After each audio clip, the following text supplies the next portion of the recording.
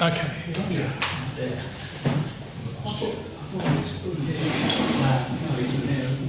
Right then, welcome everyone. Let me just read out the usual thing. Please note that this meeting is being recorded on the Town Council and where possible live stream. Please note that the recording device is sensitive and live stream may be recorded by third parties, so do not say anything you do not want recorded. If necessary, I'll do a full recording in the room and the live stream will be stopped, but generally I want to avoid doing that. So we'll normally record everything except in the item taken in the session. Members of the public may also make their own recordings, but must follow our rules for doing so, including stopping recording when requested. Whilst we do not accept anonymous speaker in the public forum, members of the public who wish to speak but do not want their names published must please indicate this before saying your piece. My voice apparently is a bit rough, so anyway. Apologies for absence. Chair, we have apologies from Councillor Martin. Okay, lovely, thank you very much. Declarations of interest and request for dispensations from anybody?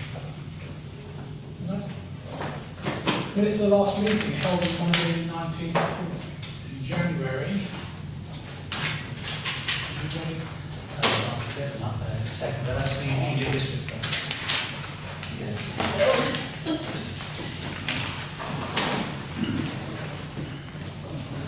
Okay, you all ready? So, proposed, Councillor Haverhill. Proposed as a Councillor Sheen. All those in favour, please show. Sorry, thank you, sorry. Sorry.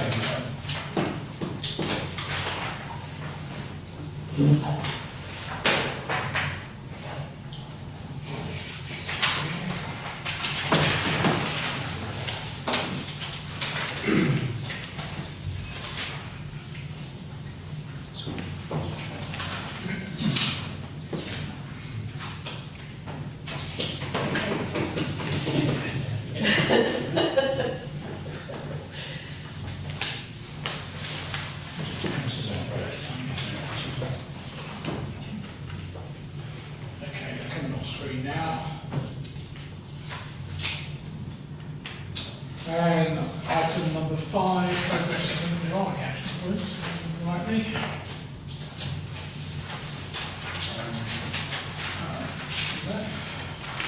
Oh, yes, this one, sorry, yeah. Well, that was done. Yeah. One particular which Councillor Brown asked about.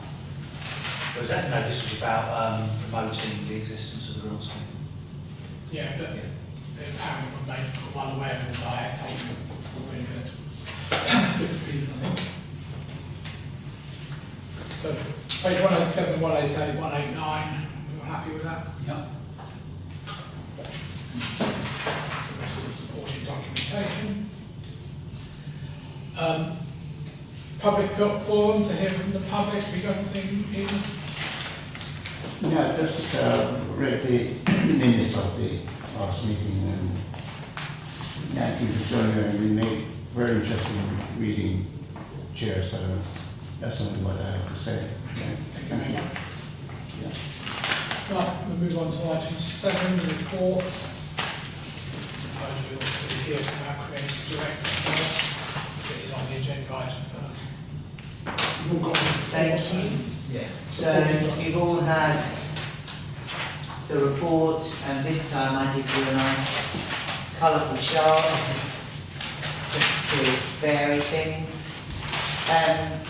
I'll take it that the report is read and that you all know what's in it, so it's really just a case of whether you have any questions either on the report or on the or questions or comments on the table that I produced. I hasten to add, this table is not something that I'll do every time. It's an annual thing at the most. Otherwise, there won't be anything new to say.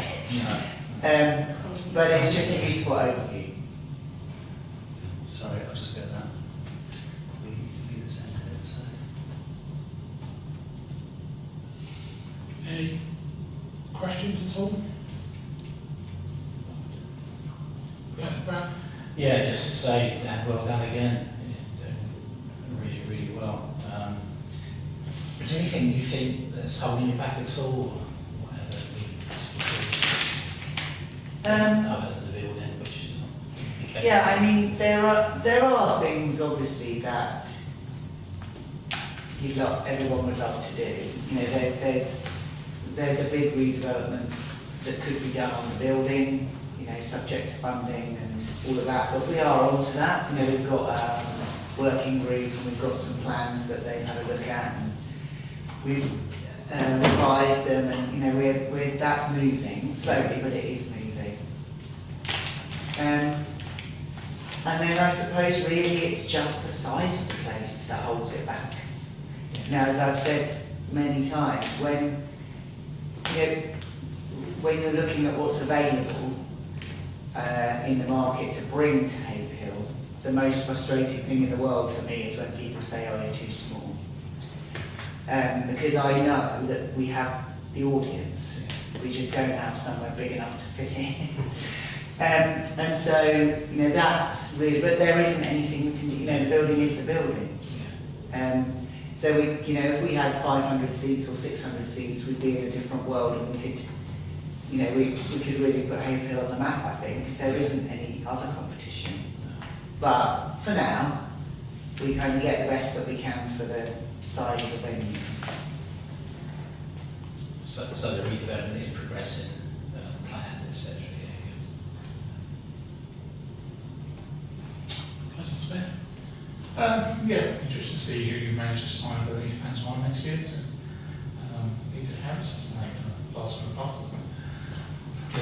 I thought you were too young to remember that. Well, you can remember when she was first came from the year I was born, so. Oh, okay. Yeah. Very interesting. You are young. Well, for the last 2 years, really, the star name for the pantomime has been aimed at slightly younger people.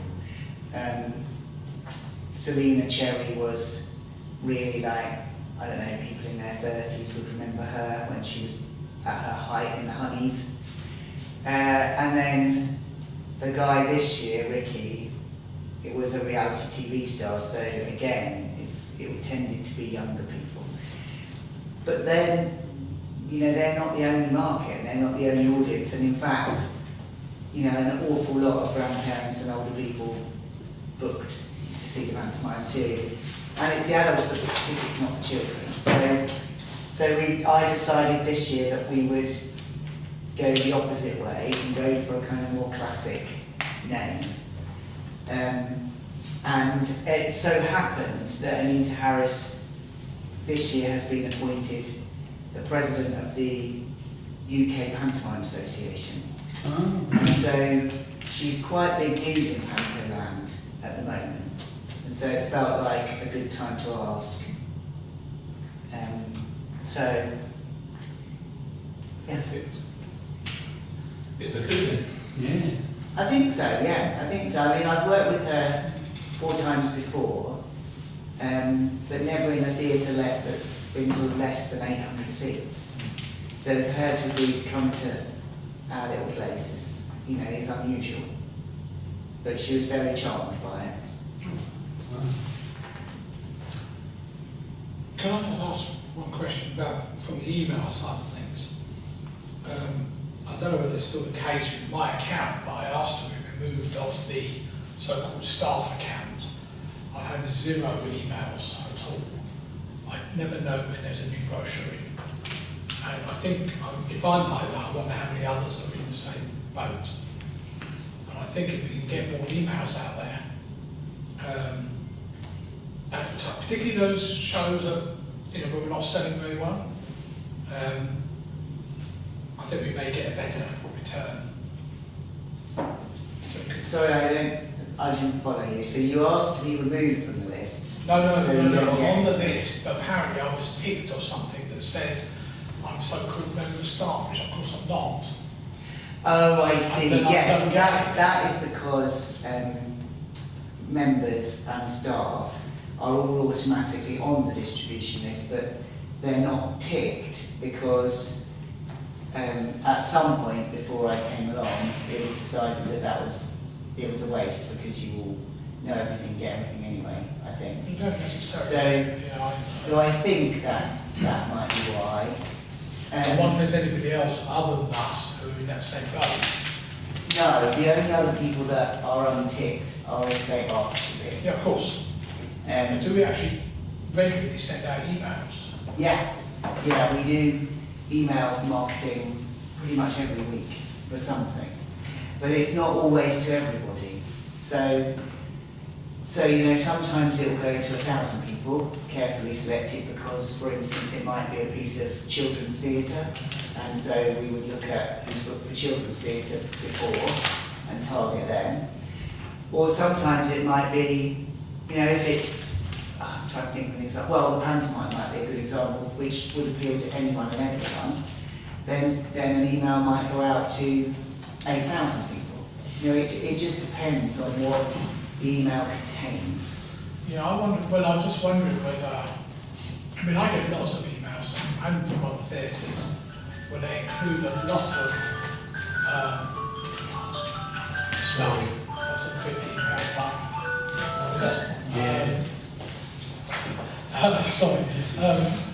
where I get a newsletter sort of thing, which has got all kinds of stuff on it, not just one item. And then in the past, I've actually, I get one from Haverhill, for example, and every so often I'll say to my offspring, oh, I see so-and-so's on your thing. I wouldn't mind going to that. And they say, well, we're not interested. I said, that's all right, I don't need you to go, but, And I wonder whether we should make it more of a... We do a combination of newsletter style updates, themed updates. So it might be 5 things, but they're all linked by something. So they might all be, I don't know, for instance, comedy or live music or whatever. Then we'll do sometimes something that's completely, just got everything in it. Not just a general thing. But more often than not, what we do is more targeted, solus email marketing. So it'll be about a particular show that isn't doing so well, or needs a boost, or whatever. And it's because the click rate, because we know how many people open those emails, is much, much higher on a solus email than it is on a general grouped thing.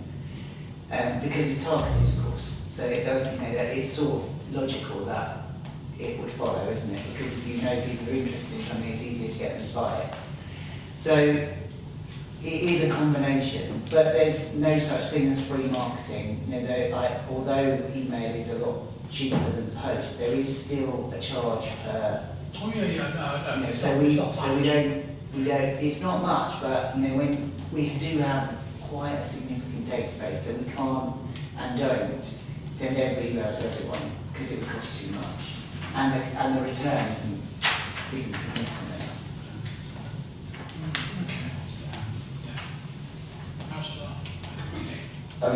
So I don't know who you were.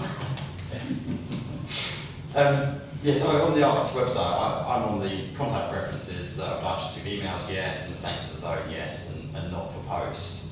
But I don't get any emails at all. I've just done a search and I have never had an email from Haverhill Arts Centre. Now I've asked this before, it's because apparently the answer before was because on the website there's a section called Other Preferences, and then I don't have anything ticked, so therefore I don't get emails. But it makes no sense. This part of the website's quite clunky, that it makes me wonder how many people have actually said they would like to receive marketing from the Arts Centre and then don't because they haven't gone into, say, they want to get emails about 60s music or dance or etc. So whether we're actually missing out on sending emails to those that have said they want to receive them.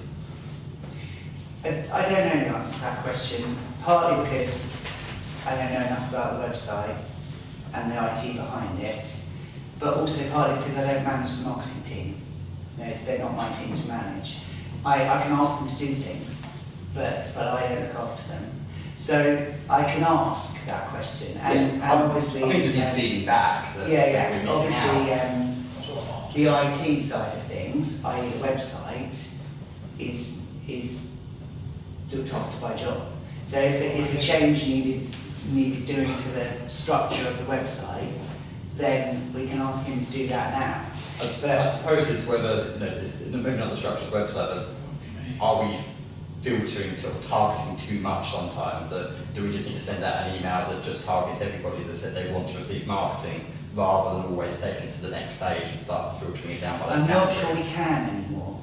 That's an industry-wide problem, to be honest, in theatre, because of legitimate interest and GDPR and all But that stuff. that's not true, because if I've said, I've actively ticked that to say I want to receive emails, that's it, GDPR is satisfied. I've said I want to receive all emails from the Arts Centre, so I don't know why we're then going a step further. And they might not marketing might not realise that they're doing that. Yeah, but I mean, the reason that they like to go a step further is so that we don't waste resources.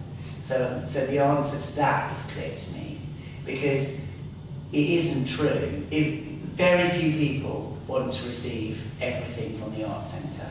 And so what will happen is they'll subscribe, they'll get everything, and then they'll unsubscribe. No, I get that. So- I suppose it's more maybe like if the brochure's coming out, why don't I get an email to say there's a new brochure? I'm not saying I want to receive I every guess we single... could add an option, which is receive an email about new brochures, but that doesn't solve your problem because it's still an option that they have to click. Well, I suppose what I'm saying is those that haven't ticked any options, they should still get an email, but... As you're the expert in the code for the Arts Centre, I think maybe you and I and Sarah can sit down Yeah, that and would be work out great. what we can do to try and resolve this. Whether we just put it all on the same page or something. Yeah, that would be great. Well, that covers what I was going to say. There's really no point asking someone who doesn't know the answer. You're not going to know the answer. No, every time. I know the logic behind it, but I don't know how to do it right. It'll be interesting if there's something that you spotted.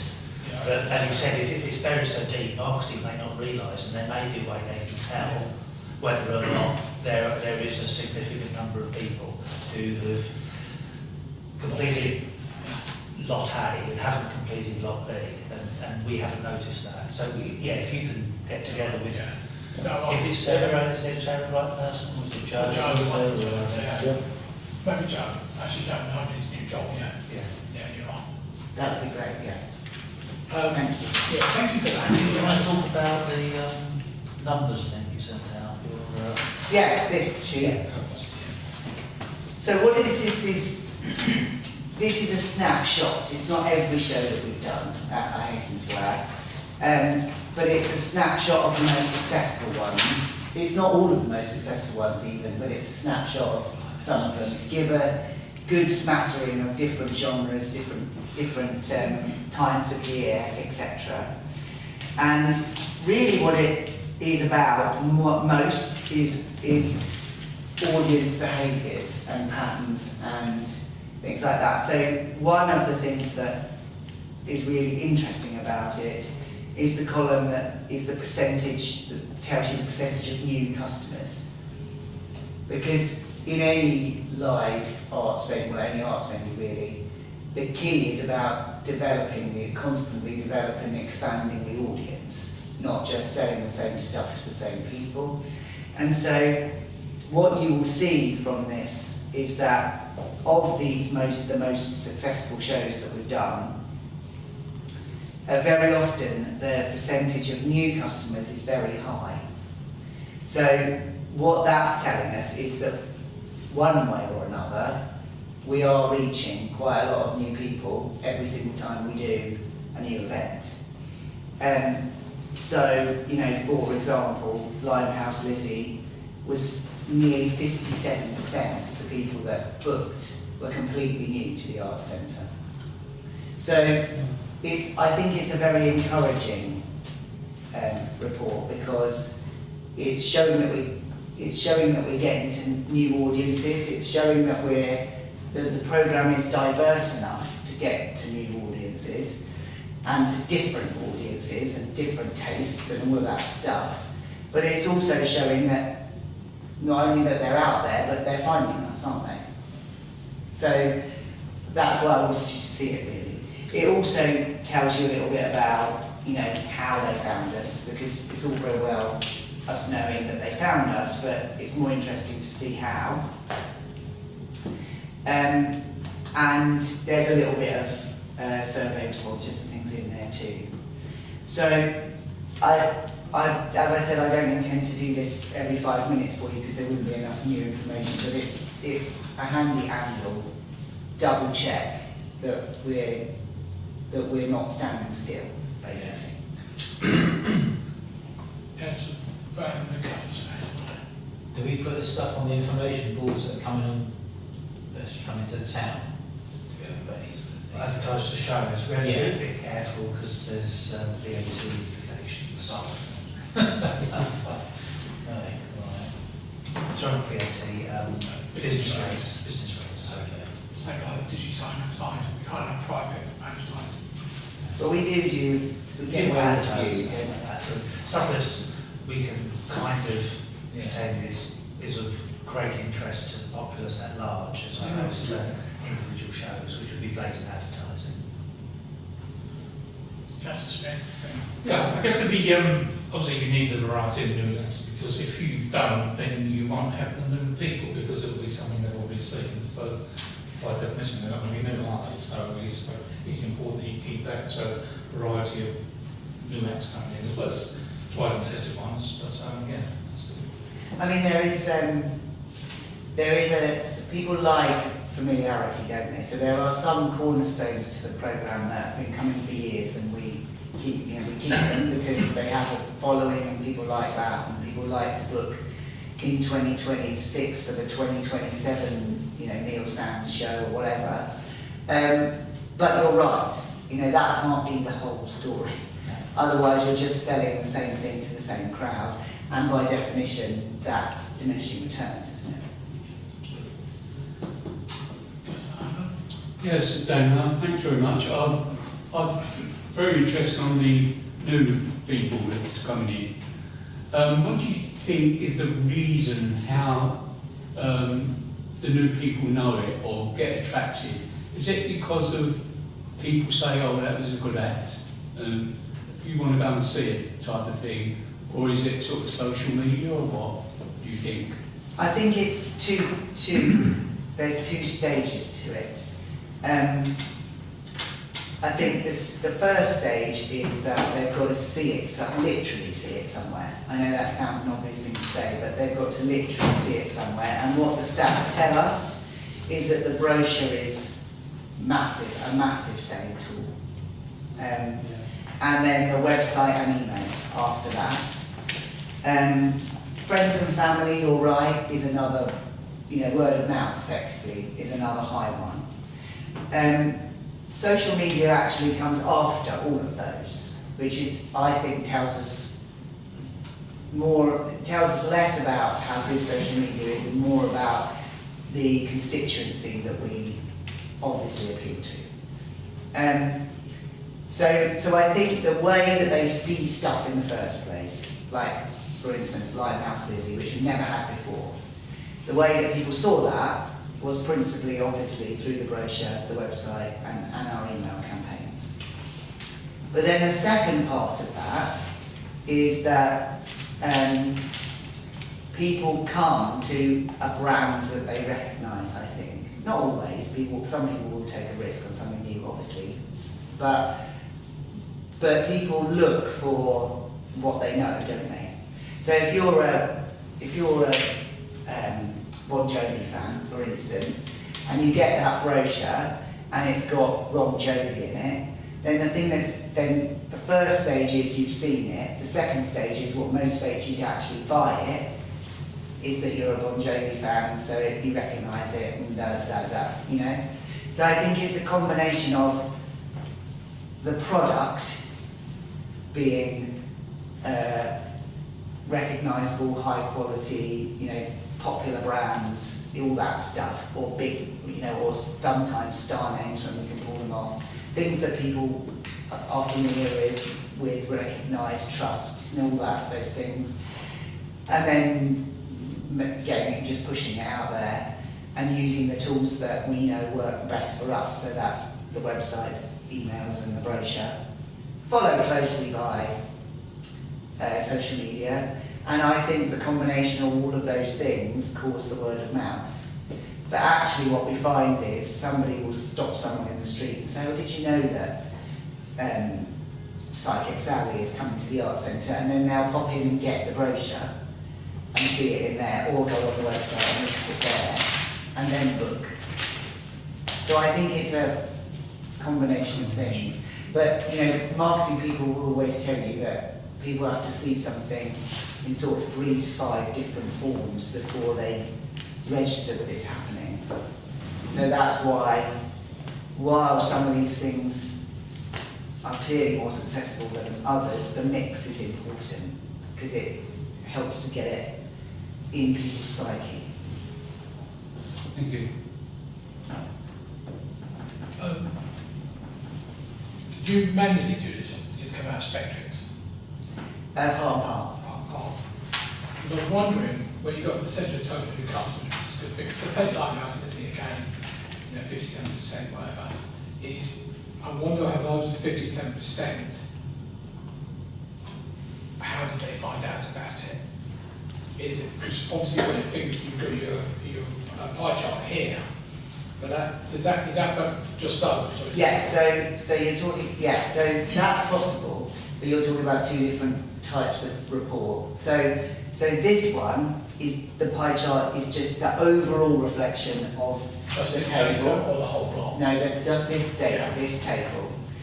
But if you wanted to find out how many people at Limehouse Lizzie, for instance, if you wanted to find out of the 58% of the new customers that came to Limehouse Lizzie, how they found out, then Spectrix could run that Yes. report. So you can do it event by event as well. I just wondered also how interesting it would be is and I know Spectric has this, is where they come from. Are they local? Are they here? You know, because if they're 10 miles away. Yeah, no, we do a postcode breakdown. Yes. We do that quite often. So I know you do. So I Yeah. just wondered whether, if we're going to do this as maybe as part of, you know, not necessarily yourself, but other members of the staff doing it, it would be nice to get something, preferably automated, you know, if ever else Yeah, possible. yeah, well now we've got this up, I mean, we could easily add a column which covers sort of postcodes or something. Yeah. Yeah, I've got to use Limehouse as examples. I know that name, I've known them for years. It's not actually the first time they have been it previously, but a few years, so the first time for a while. But they do have a big following, and they do have a big their own publicity and stuff like that. So that's the X factor in all this. How much of these acts are actually producing their own newspaper, so their own channels, isn't it? Yeah. They've got us this year over the Apex this year as well. So. You're absolutely right. The marketing team were only saying that last week, is that there is a marked difference between the promoters that send shows here who are active, i.e. have their own social media channels, have their own fan clubs, have their own, and the ones that aren't. And, you know, as valiant as our efforts are, if it's not supported by the act itself, then they never do quite as well. Got to help yourself, haven't you? As well to get. Thanks. I expect that's why they want the money every time, isn't it? Out of the amount of audience they get. Yes, indeed. And they're helping themselves, aren't they? Yeah, and the other thing that's key nowadays, because everything is so visual and quick, you know, with Instagram, you know, everything's quick and visual now, is that their assets are strong. So some people will come to us and they've got nothing. They haven't got a poster, they haven't got a logo, they haven't got let alone a piece of film. And they are always more of a struggle than the ones that come to us with, here's a Dropbox, it's got everything in it, it's got our promo video, it's got, then we're away. You know, and the difference, you can see the difference in the sales always. And are we, just one final question from me, I think it is, are we now, I'm sure we are, actively, as soon as you book of something, we're actively promoting it? Because at one point in previous life, it was waiting only 2 or 3 months before the event, before we start promoting. No, we, as soon as the contract's signed, I put it on sale. Is why I wait. I know exactly. Anybody else got any questions for Dan? Let him go home. Thank you, Dan, as usual. Pleasure. You're more than happy to stay, welcome to stay. It's very after we know. Some less polite than that.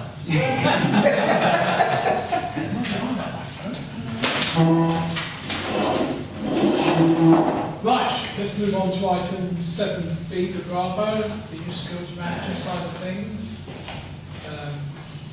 As you all know, the zone's been shut for a little while now, but things carry on in the background. Lots of stuff, about 2 or 3 pages, remember right? Or more. Tons of stuff which I had a lot of trying to read it, if you know what I mean. There's so much going on.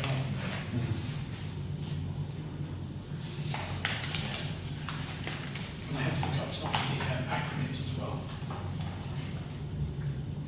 Then I realised they were actually described earlier on in the document, and they should refer to that, which is what I tend to do anyway. Anybody got any questions on that? I would just say that it just makes you wonder how the town got on before Karen and Yes. all this. Yeah.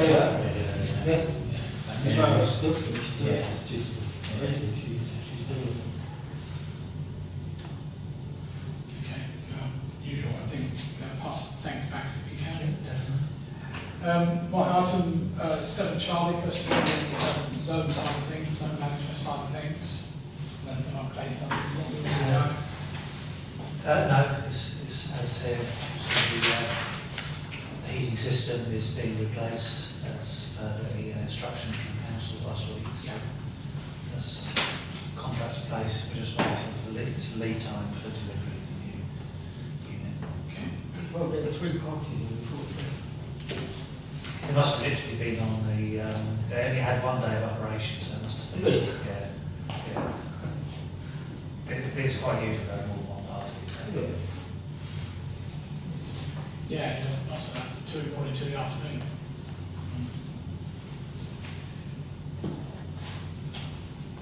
Any questions on that side of things before we get on to the youth work? No? Right, we go on to the youth work then. Obviously lots of stuff been going on.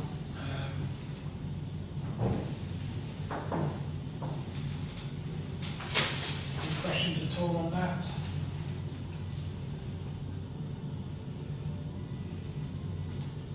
Is it site being affected by the closure of the zone? Youth work can continue onwards. What can't happen is the actual youth club in the evenings because there's no heating. But they do the detached work still. Because we're going to have a heat wave soon anyway. Yeah, probably the day after the heating season. Yes, exactly. Yeah. Right, okay, no question on that, thank you. 7D, the community wardens, so got a report there, done by them with Gary. Then his sterling work last week, helping to get some CCTV installed in the Wellbeing Centre with a member of our tech team. Pressure washing walls, so I use my pressure washer, which must get that back. Just a quick one on that. Well, Yeah. I walked past it the other day. It's all going well. But just the signs. Is the signs going to be going up? Yeah, the sign's just been chosen and decided. Yeah. So there's there'll be some sticking out on the Crown Passage, some on the wall, and then as you look at the building, there's a white triangle of wall that's got to be just fixed, painted, and then there'll be a big sign on that. Facing the back of boots. Yeah. Yeah. The ones on the passage not going to block any CCTV, aren't Well, they'll have to put up the window. they? Just that, don't mention it while you mentioned it. Okay. Any questions on that side of things? Okay. Right. So item 8, we've got £1,787 left of the current year's grant. Just put it up, is there anything missing on that list that don't quite add up to those figures? There's rounding for pennies and stuff like that. But it should do. I thought it did. I thought I got the rounding. The left-hand corner is about 250 quid out. Is it? Yeah, I'm not sure about that. Even looking like there's no odd 50s on there, so that's in the total 150. Yeah. Yeah, it's a good point. And also, you've got £13 the other one, it's £3. So just, it's a small amount in your Well, I spread manually scheme. transferred it, so I don't know what I did there. Make it 42,113 the second car. Right.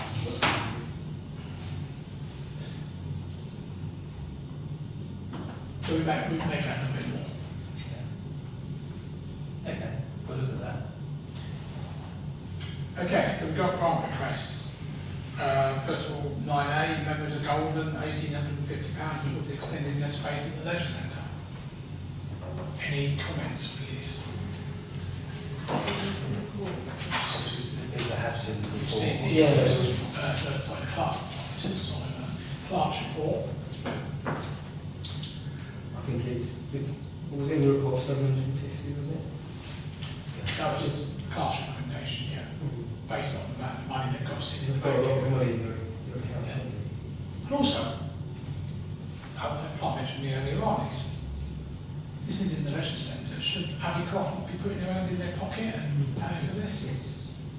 We're getting a lot of money from them, Hmm. like a huge amount. Yeah. Yes.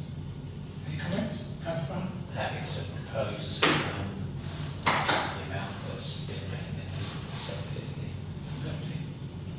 Any seconder for that? Yeah, so Councillor Page. Any other comments before we take the vote? All those in favour, please show. They do terrific work, it's just... That's passed, won't it?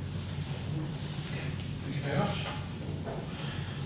Then 9B for Bravo, Rotary Children's Fund Day, which I know is a very good thing. They do, you know, I was always a bit reluctant when they first came to us a few years back. You see their report every year. That's what they've done. That's what we really need. Yeah, happy to propose for the amount of probably the best value grant funding request that we have come through. Great work and really low cost overhead. Yeah, exactly. Councillor Smith? Yeah, second the comments as well. All right. Sorry, excuse me, no more coming from those in favour, please show. Lovely, thank you very much. Item 10, grant application rejected, there are none. Still, presumably still none. Grant recipient report was Explore Outdoors.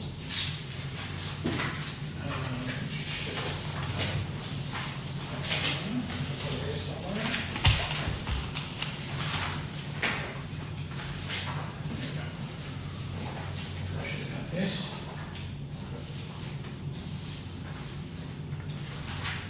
You had this by email, so.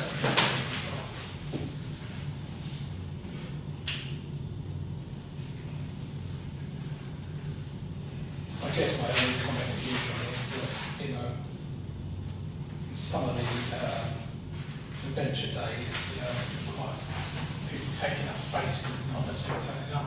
Doesn't really allow some people to turn up, but because it might be bad weather. Yes, we can do these things in bad weather, what we've got, like I've been to before.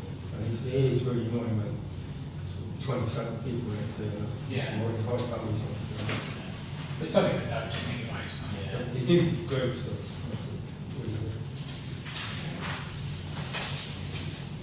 All happy to know that?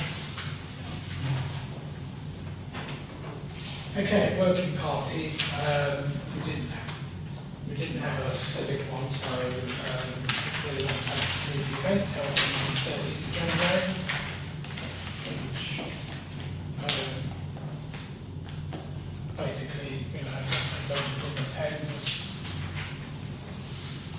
you look at it anyway. Proposal? Councillor Campbell, seconder? Councillor McKinney, all those in favour, please show. Right, date of next meeting is 26th of May. Close the meeting at